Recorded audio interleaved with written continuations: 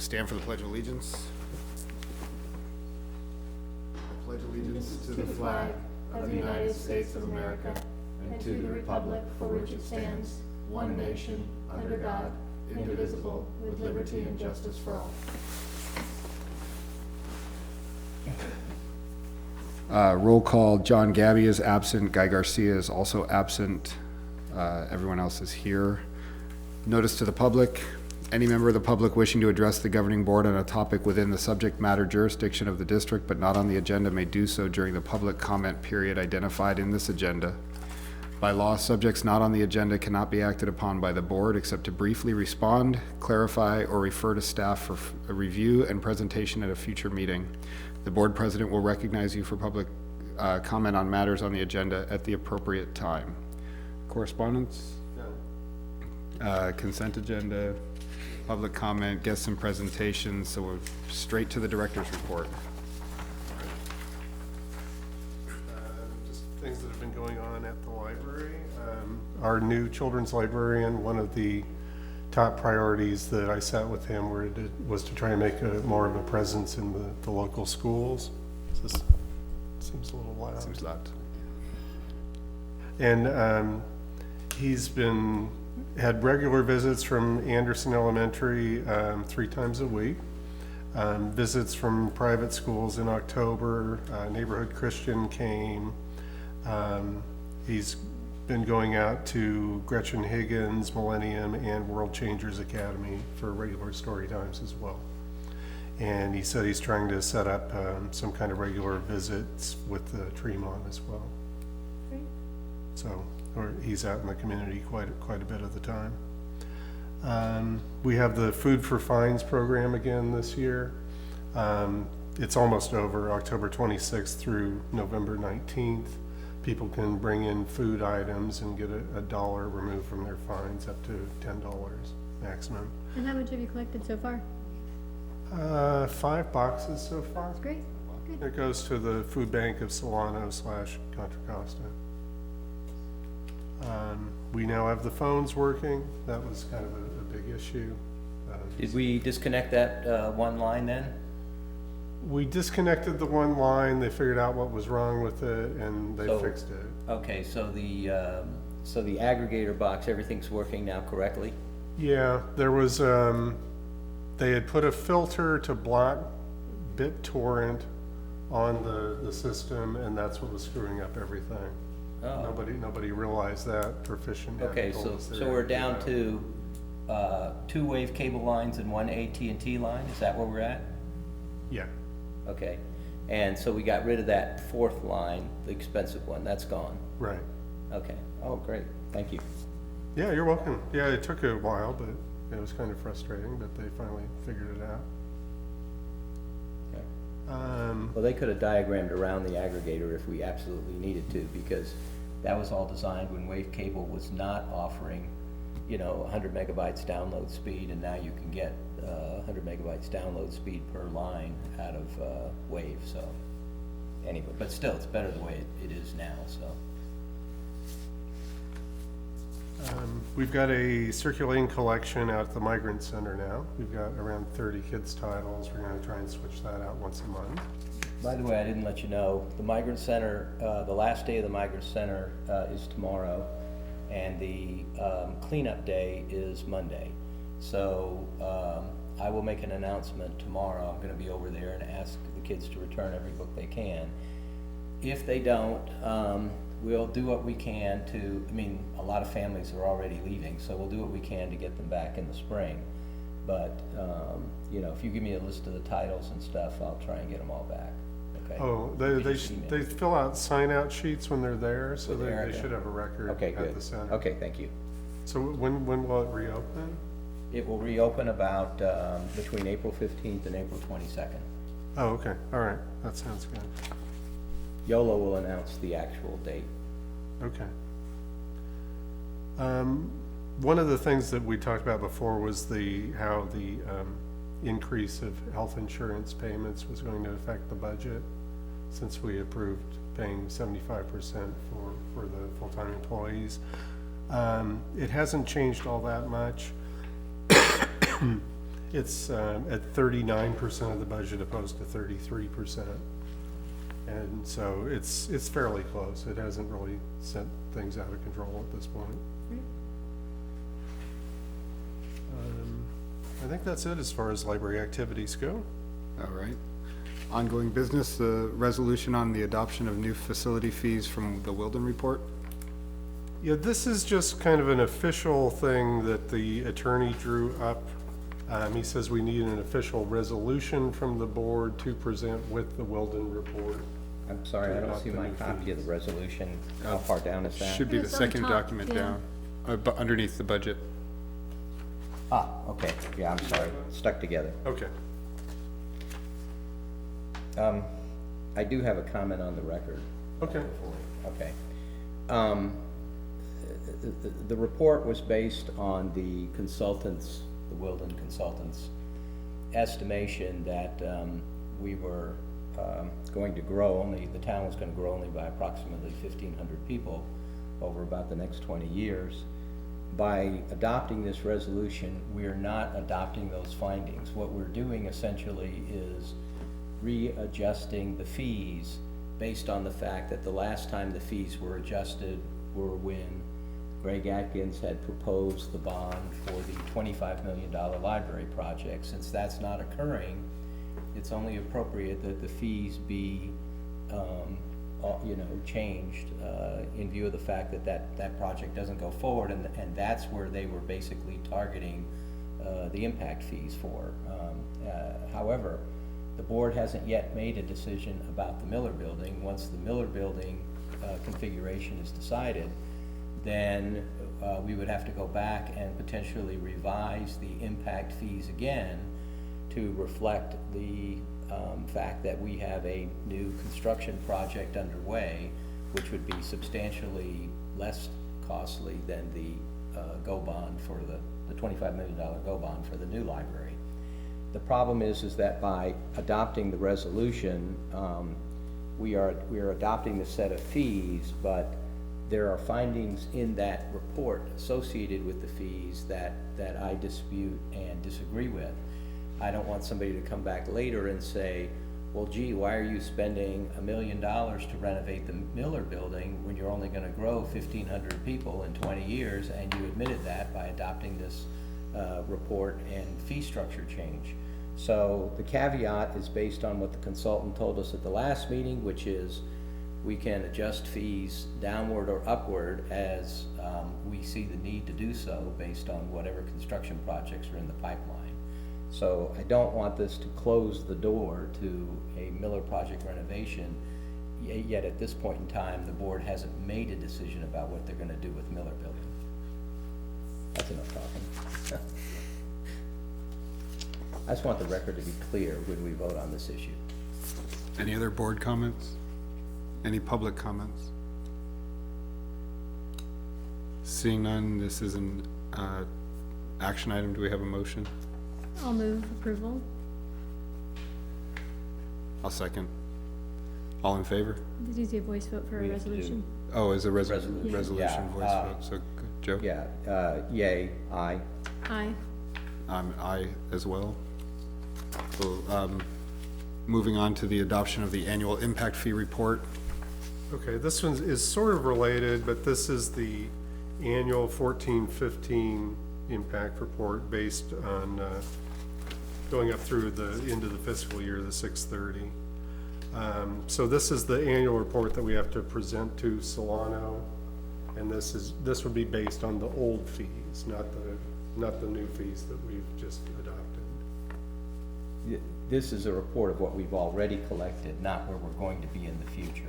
Right, Yeah, right. okay. Yeah, what we already collected through the end of the last fiscal year.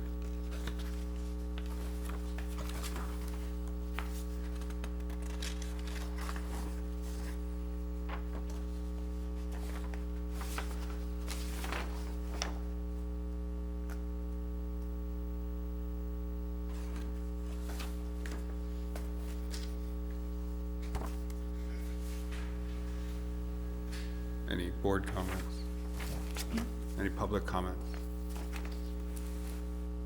Seeing none, motion? I'll move approval. I will second. All in favor? Aye. Aye. The Miller Building update. There had been some question based on older reports, 2008 reports, about the suitability of the Miller Building for tenants, and I talked with John and we decided to get some new inspections done, so we were basing our information on current state of the building rather than a 2008 report. I had two different inspections done. There are copies of those here. The first one was for the physical state of the building. There were some minor repairs that the inspector pointed out that needed to be done in the future. He said he didn't see any reason why the building couldn't be inhabited by tenants through next year. He also suggested that I go. Is that in the report, or is that verbal? That was verbal. In the report, is there a statement anywhere that he finds the building safe for the public to enter and conduct business in? I am not sure whether he actually comes out and says that. Okay, you see, the problem is that, and I understand that, you know, it is a very awful thing to potentially kick a tenant out of the building. But the concern that I have is a liability concern, because if someone is injured in the building under the terms of the lease with the driving school, we have the obligation to maintain the facility, and we would be the ones that potentially would be the deep pocket in any litigation. And so while we have an inspection report like this, and you know, I basically, if someone is certifying that the building is safe for the public to enter and use, then to me, that goes a long way towards protecting the library in the event of litigation. But this is pretty much just a standard report that identifies defects and doesn't really describe in it that, you know, these, whether these defects make the building safe for the public to use the building or not. I mean, none of us are certainly qualified enough to decide based on what he's listed. I will tell you that the 2008 report and the 2011 reports, at least the 2008 report, which is the one with 8 pages of defects in it, at that time, Greg Atkins was the, you know, library director, and he definitely was motivated to try and make sure that the building had listed as many defects as possible, because it was his intent to tear the building down in order to build a new library. So he had to justify that and say, this building's not savable. So that report definitely sounds, you know, pretty grisly in terms of the physical condition of the building. We've learned since then from our own architect's report that the building, you know, the bones of the building are sound, and the building is potentially savable.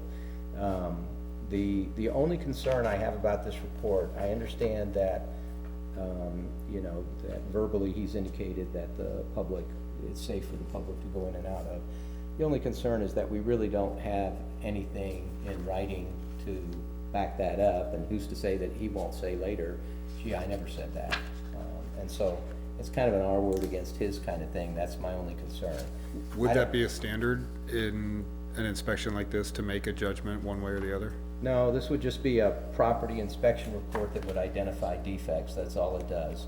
And typically it's a walk-around report where they ask the owner, maybe you walked around with him. Yeah, I did. They ask the owner to walk around and they point out defects, and then verbally they describe whether the defects are significant or not significant. Just like you'd have a home inspection, it's the same exact sort of thing, but on the commercial side. Mm-hmm. And so it's not, but at the same time, just like a home inspection, they don't certify the condition of the building. Nobody ever does that. And so the problem is that we really, I mean, even if we, and I don't know why this would be an action item, it seems to me it would just be information. I mean, we're not gonna approve the report, but it seems to me that we've come the first 2 steps out of 3 of making sure that on the liability side, we are protected. What I'd really like to see is, what would really be a huge comfort would be to see somebody saying, this building's safe for the public, because otherwise we got the public going into a building that, you know, I'm assuming based on these defects that it's safe, but I'm not qualified to say.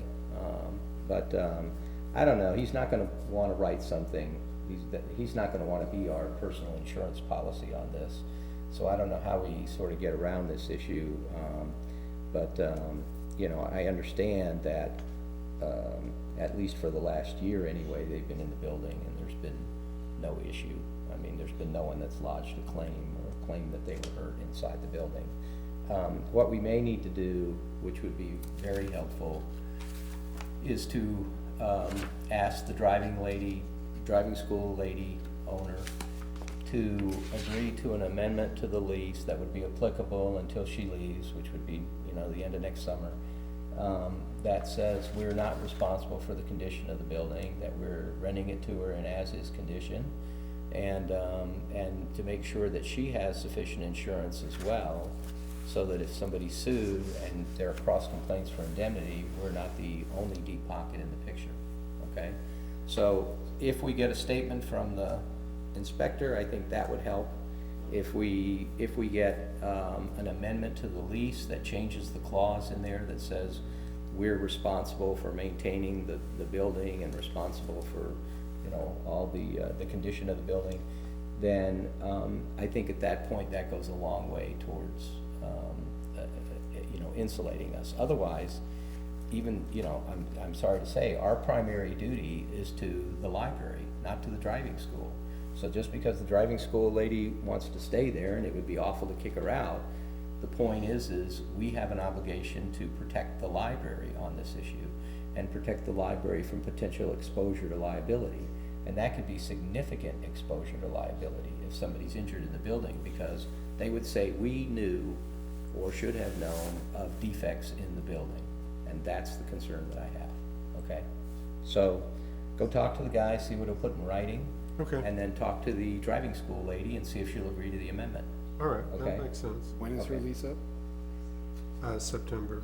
She's on a month to month, but she wants to stay through September.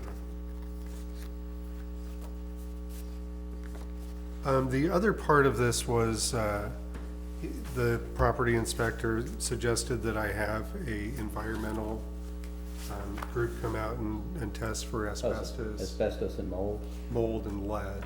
yeah. They found no asbestos, even though there were places where he thought there might be some. Looked like it to me, that's for sure. Yeah, it didn't show up in the test. That's good. The major mold problem, and there is one, is On the second floor. on the second floor. Yeah, there's a big mold problem on the second floor, that's for sure. And he did find lead paint down on the first floor, but he said that unless it's ingested in large quantities, it shouldn't be an issue, considering that it's all adults in the. Was it peeling or flaking? No, he had to chip at it. Okay, So he said it shouldn't be an issue. He said if there were little kids involved, maybe, if you couldn't have a nursery school there, but for what we're using it for, he didn't think that would be an well, issue. the asbestos, review you'd have to do anyway in connection with any renovation of the building. And the mold issue we've known about because the roof leaked like crazy for about 2 or 3 years, so. Yeah. Okay, And this worked out okay because, the plan we have with the architect, which was coming up next, I think, he would have charged us $3,000 for these two right, reports. that's exactly right. He needs And the- this one you was need to 6 do and these this one was anyway. 5, Yeah. so we ended up saving some money. And will he accept these reports? Yeah, he was willing to accept these reports and knock off the $3,000. So it worked out okay, because I feel better having these reports in hand with Absolutely. the caveats that Joe has stated, of course. Can I ask in the future, and I know we can come over and pick these up, but is there a way to send these to us electronically, these attachments? Yeah, I sent you Because- copies last week. What? I sent everybody copies last week. Oh, you did send me a copy of this? Yeah. I didn't see that. Oh, okay.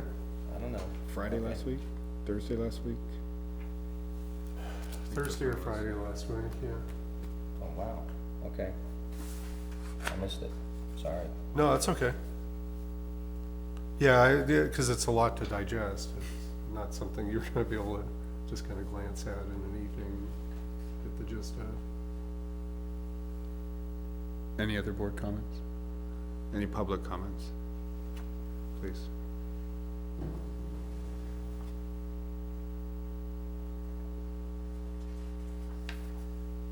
Hi. You were talking about liability. Wouldn't your insurance be able to look at that and say, just fix it? Because it's like a home report that just needs repairs. I'm not sure even if the carrier knows that we have rented this building, a portion of this building, to the driving school, and we probably need to notify the carrier, otherwise they would refuse to cover or only defend us under a reservation of rights. The problem is Greg Atkins signed that lease about a week before he left the district, and over at least my objections anyway. And so we were locked into the lease for at least a year, and now we're month to month. Greg signed a number of contracts just before he left office that I objected to, and made a number of payments, but it didn't stop him from doing it. He was the director at the time, and he had the apparent authority to sign, so. But chances are, the carrier, what the carrier would do is they wouldn't require us to make repairs. They would just tell us they're not going to cover it unless it was repaired and safe. So they would not issue a rider and cover it if it was deemed to be unsafe or for the public to go into. I'm not sure anyone ever alerted the carrier about this. And like I said, this was signed last minute just before he left office. So I think it was like a week before he left I office. think that's a phone call worth making, to alert the carrier. If they won't insure anything that happens in there, then That's a huge pushes issue us right in there, one direction yeah. versus another. Exactly, so. actually, that makes real good sense, is we probably should tell the carrier that, to make sure they're aware that we have space rented out there and have a rider, additional coverage for that, because if we don't, and then the question becomes, how much is that rider gonna be, because we're only getting $700 a month or something from, Yeah, $750 a month. $750 a month from the driving school right now. But she's in a month-to-month lease, then if the insurance company won't cover it, that does push our hands one way. I think that goes a long way towards tipping the scales one way or the other, that's right. Yeah, so that was one of my first comments, but I think the old buildings in town, they've never been given funds from the city to be repaired or anything, but it's time we start repairing what we own. That is an old building. It was apparently in a post office, the original post office building. Yeah, that's correct. So I don't know where it's gonna go. I guess you have to go through this first, but I don't see, you don't know the cost of repairing yet, if we were to go that route? If we were to renovate Miller, I'm sorry, I was reading, I apologize. We're looking at a remodel and good. have an architect coming in and are actually about to look at, an agreement with the Yeah, that's the architect. next thing. It's the next actually. item. Good. We've had Yes. some very, very loose verbal estimates, but not anything anybody would commit to. And what really needs to happen is, we have no set of building plans for the Miller building at all, none. No, And imagine so a set of plans have to be drawn for the building as it exists now, and then as it would be renovated. And that includes engineering, consulting, and, other subcontractor that. consulting as Right. well. Engineering for sure. Yeah, oh yeah. Okay, thank you. Thank you. So this is listed as an action item. I don't know that there's any action that needs to be taken On the update, no. on the update. Yeah, I don't think so either. So then on to the adoption of the agreement with the architect for the Miller project. Yeah, this is the agreement that our attorney and their attorney came up with. At the end, it gives it a scope of services as what they're going to provide us. It'll include plans, it'll include some structural consultants, mechanical and plumbing, electrical consultants, and to give us an estimate of the probable cost of renovating the building.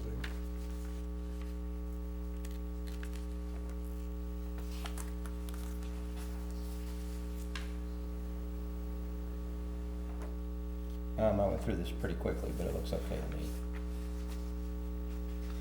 to me. We're getting as-built, but are they actually going to do the set of drawings according to, you know, what we want renovated and changed in the building? It doesn't look like it necessarily from this. Well, there's conceptual design drawings.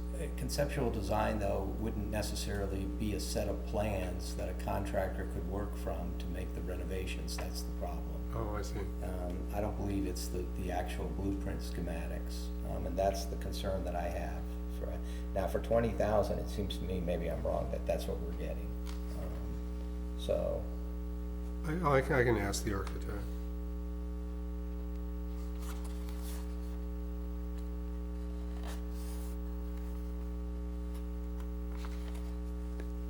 Other comments?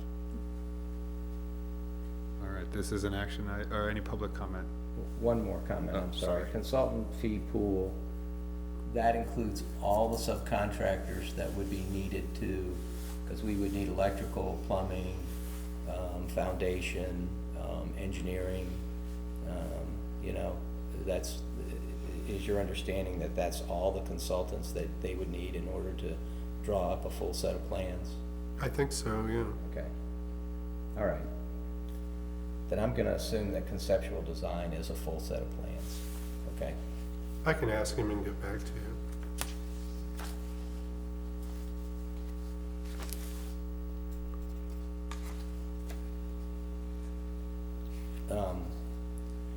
Just a general comment about the Miller Building. I mean, there's really, there are really basically only three options. Sell it, renovate it, or rent it. And I'm not sure renting it is an option, because technically, I don't know that we can spend library funds to rent facilities to a third party. I believe that the funds that are collected have to be spent on capital improvements, library capital improvements. And so I'm not sure about that. We may want to check with the attorney, but, so I really think we're down to two options, which is either sell it or renovate it. You know, that's what the board will have to put on the agenda at some point. But in order to figure out even what it would cost to renovate it, unfortunately, we need to spend $50,000, because there's no set of as-built plans, there's nothing over there, that's the problem. So, But I think we need a resolution on whether the plans we get from them will just be to renovate it as is, or to actually do some of the deconstruction and then reconstruction, well, I think, what the plan is. okay, well, we're definitely getting the as-bills. When I look at D, I'm assuming D is when they say, or C, Conceptual excuse me, design. C, conceptual design, that it's more than just a conceptual design, that it's actually a set of blueprints and plans that a contractor could use to make renovations. And so, otherwise, I can't believe we'd have to pay $20,000 just for a conceptual drawing. That doesn't make sense to me. So, I think what we're getting here is both a set of as-bills, and then they work from that, and they do the redesign for the renovation, based on the input they've been given. And then, at that point, you get a contractor to, essentially bid it. You put it out for RFP. An RFP that would be cancelable, because we may not decide to go forward with it. But the point is we'd go out and solicit contractors to bid on the work, and then we would see how much it would cost, and at that point, the board would weigh its options. Did you see on page 14, if you go back, I think one page earlier, a little bit more detail on what conceptual design entails?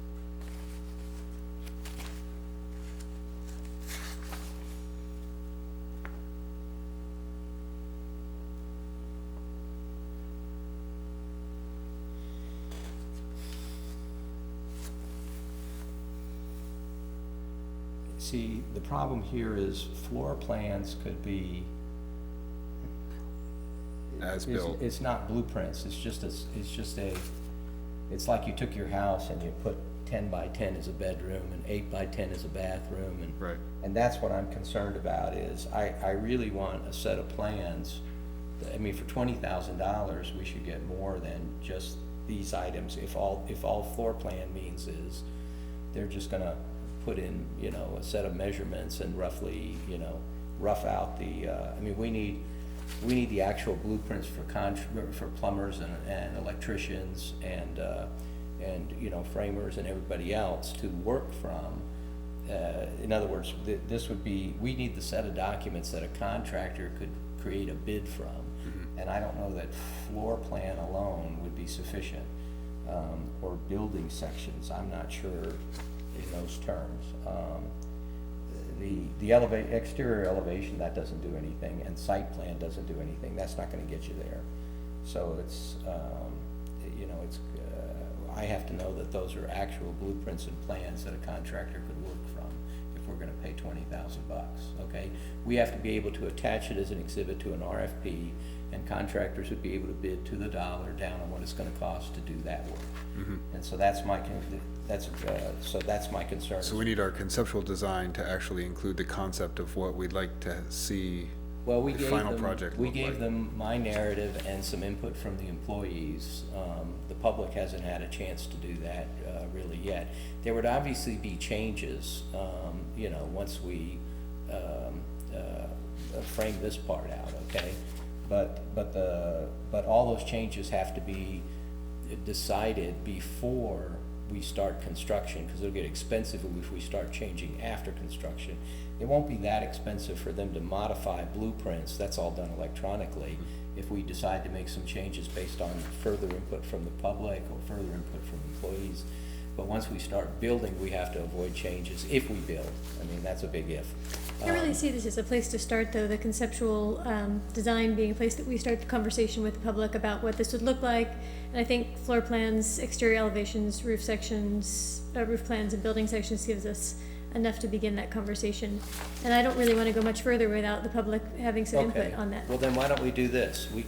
Why don't you ask him if we can just get the as-built drawings at this point in time, so we at least have a set of as-bills, and then we can go from there and have the conversations with the public, and maybe even hire a contractor as a consultant to help us, you know, for a very cheap fee.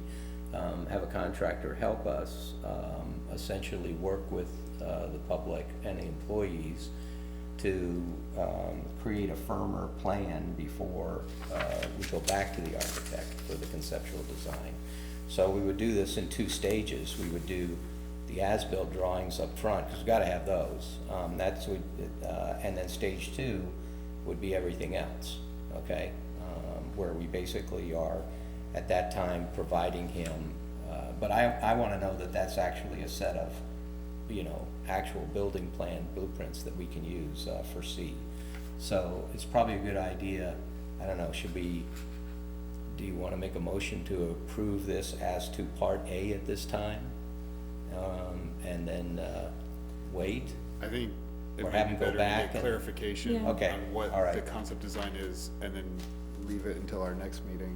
We'll All right, come back. then I move that we postpone, and John and Guy aren't here anyway, and that's important, so. And all can right, you check on whether it is possible to break off item C to, you know, to rewrite the contract without that in those concept drawings? Well, you could do it in 2 phases. You could do phase 1 and phase 2. Yeah. So Okay. you could do it Determine that whether way. they're willing to even do something like that. That is it is about 40% of the fee, so. Yeah. Okay. Offer them the possibility of doing it in 2 phases and say we need to have more public input and more, we need to have the as-bills first, and then we need to hold hearings and meetings, and then go through with the rest of it. And then make sure that part C is literally blueprints that a contractor could run with, okay? A general contractor could run with. Okay. All right, I'll move that we reschedule this item for the next meeting. I'll second. All in favor? Aye. Aye. On to new business, the approval of minutes of October 8th. I'll move approval. I will second. All in favor? Aye. Aye. The approval of vacation time in concordance with policy 3020.2.1. Okay, our newest librarian, well, if we go to 3020.2.1, is everyone looking at that section? If a new employee has at least 15 continuous years of service in the same or similar position with a different library, then basically with board approval, we can advance the amount of vacation that he or she gets. Our latest librarian had 14 years and 6 months at his prior Is job. that the children's librarian? Yeah, Yeah. and a year experience doing the same thing What would be the before that. difference in vacation time and cost? Cost-wise, oh, that's a good question, I didn't figure that out. It would just move him from A to B. Instead of getting 80 hours per year, he'd get 120 hours vacation. And he's not quite to the 15-year limit, but since he'd been there 14 and a half years, I was hoping the board might be willing to move him up to that next level of vacation.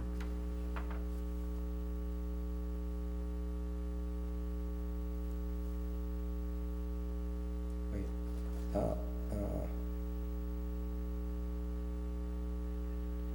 okay, I'm sorry, he would move, since he only has, a few months with us, he would then move from A to C, is that correct? Looks like 3020.2.1 actually states that he would start at B. Yeah, rather than A, with 15 years prior Starting point experience. B, okay. And you said he has 14 and a half years with one and then a year with someone else? Yeah. So he does have 15 years. But not all it- of the it same. A wasn't, continuous service in the same or similar job position with a different library. yeah, he had 14 and a half years with one library and 1 year with another. Okay, So technically, according to this, he should have 15 years, Okay. but he only had 14 and a half. But to me, that seems close enough to put him up to. all right, that so place. when he moves to B, is he then placed at the 4th year, or is he placed somewhere higher, or? When he moves B, is he just started B then, is that essentially it? So Yeah, I he doesn't believe qualify so. for C until he gets 6 more years? I think so, that's how I read it. Okay. Any other board comment? Public comment?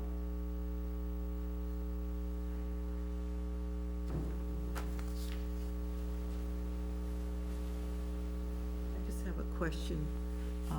When you hire employees and they come with some experience, you take those years and put them on the new position? For most things, no, but this particular policy does take into account that prior experience. In this case, it's just so close to the stated limit that it seems fair to me to give him a little bit more vacation time. So this is a special case? Yes.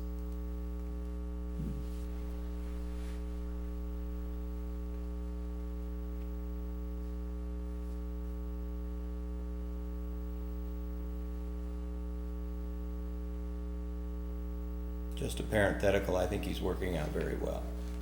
Yeah, I think he's been doing a great job. Yeah.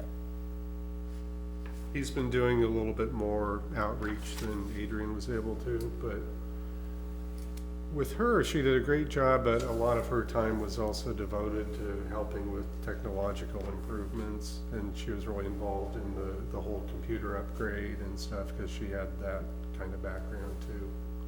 So I would say that her job wasn't exclusively just children's and youth services, she was also involved in other areas. Can I just ask you, it's unrelated, but, I talked with that technician, I can't think what his name is, a couple of times on the computers. Chris, when we had the problems with the phones. Yeah.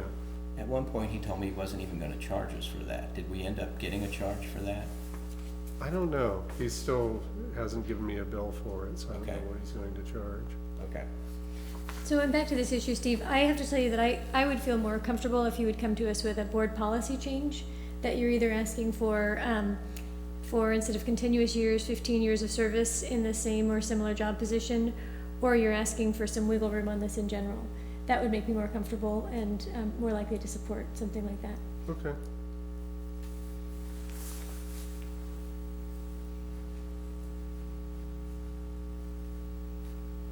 Yeah, I would agree that, I mean, 15 years of continuous service in the same library or 15 years of experience don't seem, you know, if he has 15 and a half years of experience, then that should meet, but that would require a change in the board policy.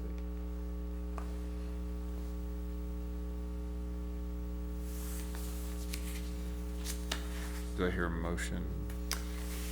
Well, I don't think that we need a motion to, I think we can just direct staff to Just come back to us with Come a, back with Okay. a with- change. yeah, rather than, because the motion would really be to vote this up or down, vote Steve's request up or down, and I don't think we want to do that tonight. I think we want to ask for a board policy change to be approved. Okay. Yeah, that's fine. The adoption of the calendar for 2016. It's just a list of the proposed dates for next year's meeting. Is there any intention on the school board side to move away from the first and third? No. Okay. I cleared it with the city secretary too. She said those dates were open as far as she was concerned. I'll move approval of the calendar. I'll second. All in favor? Aye. Aye. All right. No other new business? Call this meeting adjourned.